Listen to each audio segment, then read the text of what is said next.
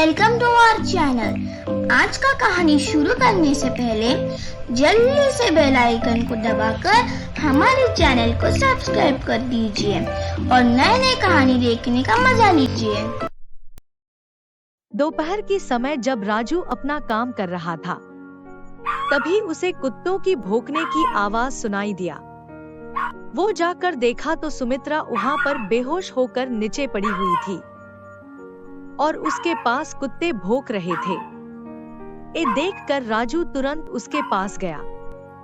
उसको देखकर कुत्ते वहाँ से भाग गए। राजू सुमित्रा की मुंह पर पानी डाला और उसे होश आया। राजू सुमित्रा को बेंच पर बिठाया। माँ, आप बेहोश कैसे हो गए? मैं कल सुबह से कुछ नहीं खाया है और मेरे पास खाने के लिए पैसे भी नहीं है। दोपहर में धूप के कारण मुझे चक्कर जैसा महसूस हुआ और मैं कब नीचे गिर गई मुझे पता भी नहीं चला। क्या माँ, मैं कल से आपको खाने के लिए पूछ रहा हूँ और आप मुझे मना करते रहे कि आपको भूख नहीं है। और देखिए क्या हुआ, आपको वीकनेस के कारण चक्कर आ गया और आप नीचे गिर गए। चलिए उठिए, आप पहले कुछ खा लीजिए। चलिए माँ। उसके बाद राजू सुमित्रा को कैंटीन लेकर खाना खिलवाता है और उसके बाद अपनी पत्नी को कॉल करता है और उसे सब कुछ बोलता है। संध्या, पैसे ना होने के कारण मैं अपनी माँ को बचा नहीं पाया और मेरे आंखों के सामने मेरी माँ चल बसी। लेकिन मैं अब इस माँ को कुछ होने नहीं दूंगा। उनको अब हमारी जरूरत है। अगर तुम कहोगी तो मैं उन्हें घर लेकर आना चाहता हूँ। वो हमारे पास हमारे घर में रहेंगे, एक सदस्य की तरह। संध्या बहुत अच्छी और सुलझी हुई लड़की थी, इसलिए उसने सुमित्रा को घर लेकर आने की स्वीकृति दे दी। राजू खुश होकर सुमित्रा से कहा, माँ, चलिए मेरे घर। आज से आप मेरे घर में रहेंगे मेरी माँ बनकर। मैं जानता हूँ कि मैं आपको इतना ऐसो आराम से नहीं रख पाऊंगा, लेकिन मेरा यकीन कीजिए, मैं आपको 2 वक्त की रोटी खाने को जरूर दे पाऊंगा माँ। वहाँ पे आपको कोई तकलीफ नहीं होगी। नहीं बेटा, तू खामोखा मेरे लिए परेशान हो रहा है। मेरी नसीब में जो लिखा होगा वो मैं झेल लूंगी। तो बेकार में परेशान मत हो बेटा। माँ, मैं अब आपका कोई भी बात नहीं सुनूंगा। आप अभी और इसी वक्त मेरे साथ घर चलेंगे। उसके बाद राजू सुमित्रा को अपने घर लेकर आता है। माँ, ये संध्या है मेरी पत्नी और ये मेरी बेटी पिंकी। संध्या ये सुमित्रा माँ हैं जिनके बारे में मैं तुम्हें बताया था। उसके बाद संध्या सुमित्रा के पैर पकड़कर आशीर्वाद लेती है। ये देखकर पिंकी बोलती है, मम्मी, ये कौन है? पिंकी बेटा, ये तुम्हारी दादी है। गांव से आए हैं। आज से वो हमारे साथ रहेंगे। क्या दादी? वाह, अच्छा वो दादी आप आ गए।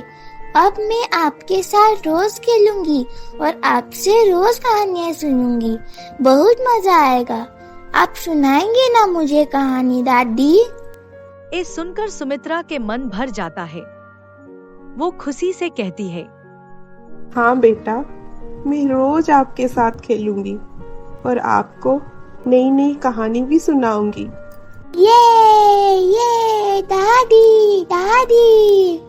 बस बस पिंकी, दादी अब बहुत थक गए होंगे ना। जाओ तुम उन्हें कमरे में लेकर जाओ।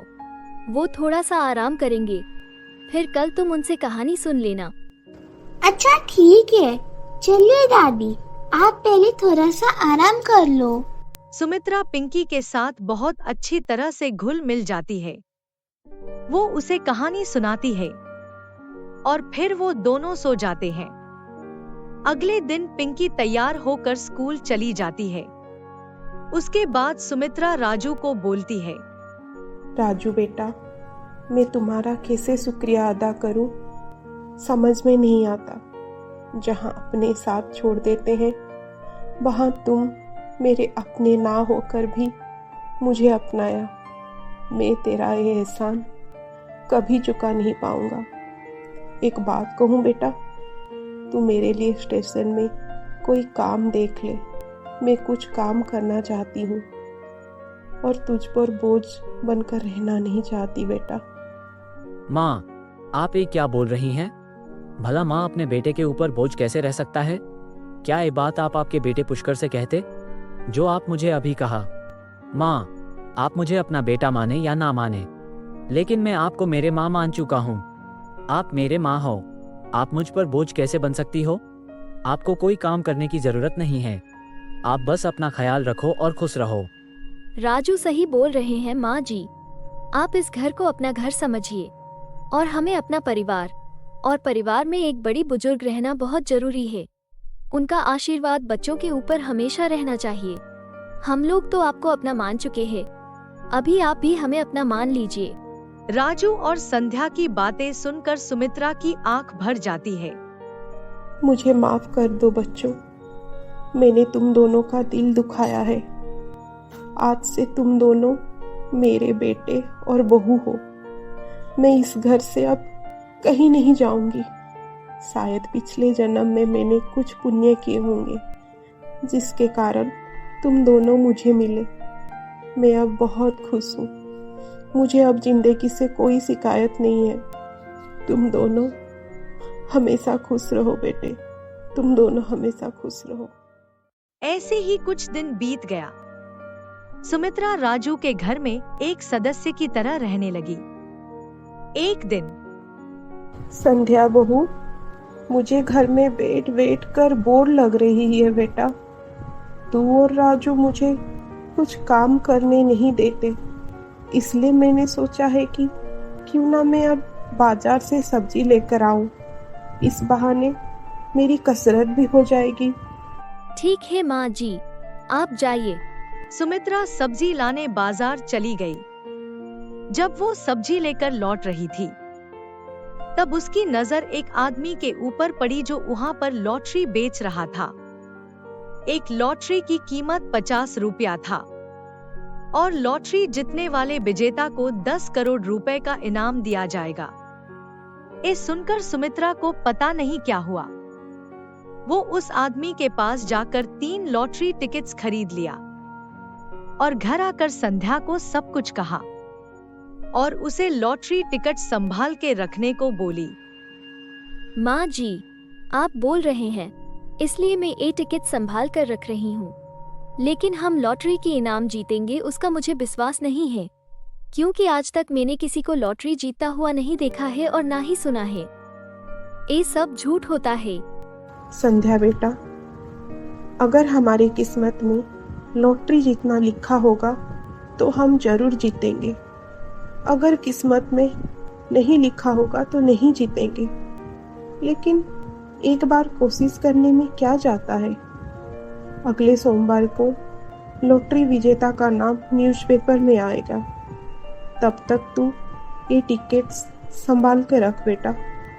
और हाँ, ये सब के बारे में तू राजू को अब मत बताना। हम उसे सोमवार को ही सब कुछ सच सच बता देंगे। ठीक है माँ जी, जैसे आपकी मर्जी। समय चलता रहा और देखते ही देखते सोमवार आ गया। राजू काम के लिए जाने के बाद संध्या न्यूज़पेपर देखने लगी। उसमें लॉटरी इनाम जीतने वालों का नाम और लॉटरी नंबर लिखा हुआ था। सुमित्रा का नाम सबसे ऊपर लिखा हुआ था, क्योंकि उसे फर्स्ट प्राइज मिली थी। यानी सुमित्रा ने लॉटरी में पूरे 10 करोड़ रुपए जीत चुकी थी। माँ जी, आप लॉटरी जीत गई हैं, वो भी पूरे 10 करोड़। इस सुनने के बाद सुमित्रा का खुशी का ठिकाना नहीं रहा और वो दोनों खुशी के मारे नाचने लगे। अब आगे क्या होने वाला है, जाने के लिए देखिए हमारा अगला एपिसोड।